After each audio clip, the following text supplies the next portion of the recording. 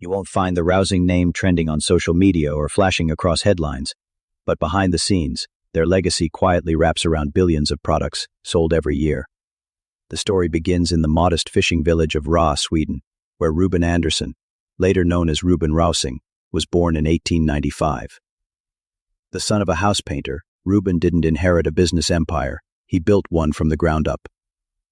After studying economics in Stockholm and a formative year at Columbia University, Reuben returned to Europe with a vision that most didn't yet understand: self-service grocery stores and prepackaged foods. It was a simple insight, but one that would ultimately revolutionize global food distribution. In 1929, Reuben co-founded Åkerlund and Rausing, Scandinavia's first packaging company, and just 4 years later, he bought out his partner to take full control. But it wasn't until the 1940s that Reuben's obsession with innovation paid off.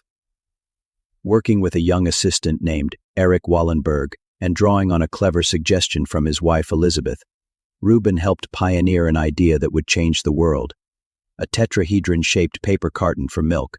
It was lightweight, it was sanitary, it was revolutionary, and it laid the foundation for what would become Tetra Pak.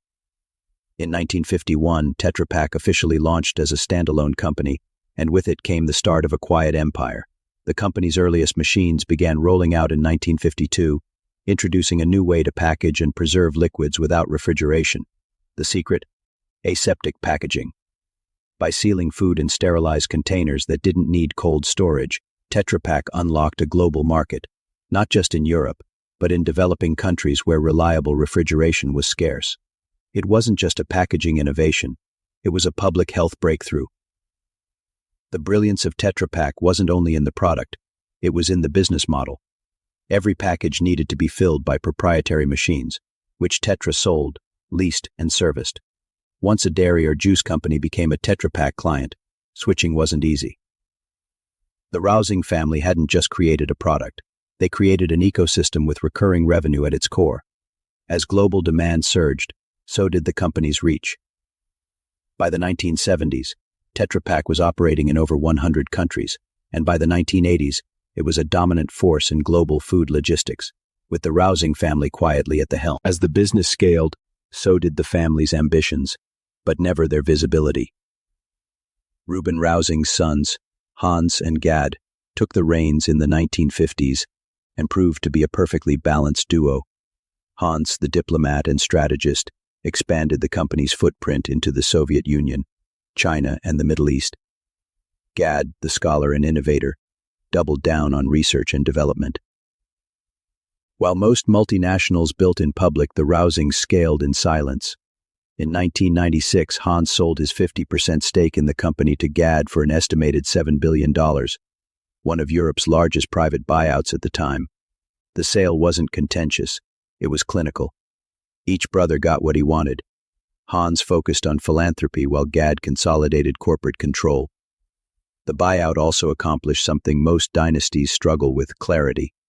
There would be no war between family branches, no court battles, no leaks to the press, just clean lines of ownership and a unified front.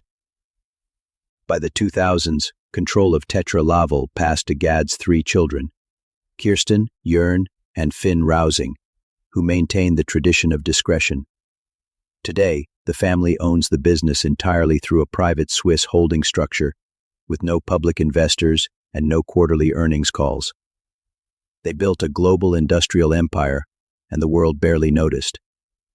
If Tetra Laval is the engine, the family offices are the shield. The Rausings split their wealth oversight between 2 discrete family offices. Longbow Finance, based in Lutry, Switzerland, manages the main branch's $20+ billion in assets. Alta Advisors, based in London, manages the legacy of Hans Rausing's side of the family. Longbow is practically a myth. No website, no press releases, no public-facing team, and yet filings in the U.S. quietly revealed a $742 million equity portfolio concentrated in technology, healthcare, and consumer staples, names like Microsoft, Apple, and Eli Lilly. But that's only the visible tip. Most of the Rausing fortune is housed in private investments, hedge funds, and global real estate. They bought quietly, held patiently, and exited without fanfare. Meanwhile, all advisors follow suit. No public brand, no social presence. Just professional managers, sharp capital allocation, and deep networks in European finance. Together, these offices are a masterclass in quiet control, optimizing returns, minimizing exposure, and reinforcing the Rausing legacy without ever stepping into the spotlight. If there's a case study in how to transfer billions without breaking the family, it's the Rausings. In 1996, brothers Hans and Gad made a move that would quietly echo across Europe's family business landscape. Hans sold his 50% stake in Tetra Laval to Gad for $7 billion. No boardroom drama, no leaked emails. Just a clean, strategic buyout that preserved family unity and simplified governance. When Gad passed in 2000, control transitioned smoothly to his children, Kirsten, Finn, and Jorn Rausing, each now worth over £8.7 billion. What sets the Rausings apart? They don't force heirs into boardrooms or cling to control out of ego. Instead, they've embraced professional management, while the family steps back into ownership roles, advisory, strategic, philanthropic. And they've done it without splintering. Most dynasties unravel by the third generation.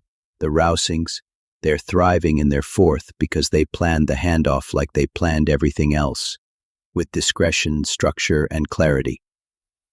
Most billionaires can't resist the spotlight.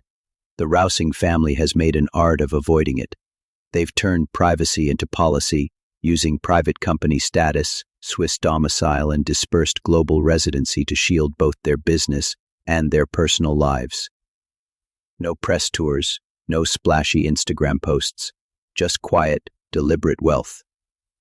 Their family offices, Longbow Finance in Switzerland and Alta Advisors in London, don't even have public websites. Yet they manage billions in assets across tech, private credit, real estate, and hedge funds. Why stay private? Because invisibility brings leverage. Without quarterly earnings calls, they can make long-term bets. Without media scrutiny, they avoid distractions and reputational risk. And without governance drama, they preserve unity. This isn't shyness, it's tactical discretion. The Rausing brand isn't built on personality. It's built on packaging and precision. Their lesson: power is often more durable when no one sees it coming. The Rausing family's empire didn't just survive succession, it got stronger because of it. In 1996, instead of risking internal conflict, Hans Rausing sold his 50% stake to his brother Gad for $7 billion. It was one of Europe's largest private buyouts. But more importantly, it was a masterclass in clear ownership and clean leadership transitions. After Gad's passing in 2000, his three children, Kirsten, Jorn, and Finn, took over the reins. But they didn't insert themselves into day-to-day operations. Instead, they empowered professional managers while preserving family control through a Swiss holding company. No messy board fights, no dragged-out lawsuits. Just a quiet reshuffling, perfectly timed and precisely executed. Even now, the fourth generation is selectively involved, pursuing philanthropy, personal passions, and maintaining strategic oversight. No pressure to join the family business, just an open invitation to contribute where it fits. The Rausing legacy proves that succession doesn't have to be dramatic to be effective. With the right structure, shared vision, and a willingness to let go of ego, a family business can endure for centuries, not just generations. The Rausing family may not dominate headlines, but their impact is quietly global. From a Swedish fishing village to a $24 billion international packaging powerhouse, their story isn't one of flash, but of focus, discretion, and discipline. Tetra Laval cartons are in billions of homes, yet few people could name a single Rausing heir. That's not an accident. It's a strategy. Their model, private ownership, professional management, geographic dispersion, and philanthropic legacy, offers a compelling alternative to the high-profile, often volatile playbook we see in modern dynasties. In an age where visibility often masquerades as success, the Rausings remind us that true power doesn't always speak loudly. Sometimes it works best behind the scenes, patient, precise, and generationally minded. They didn't just build an empire, they built a fortress of quiet wealth.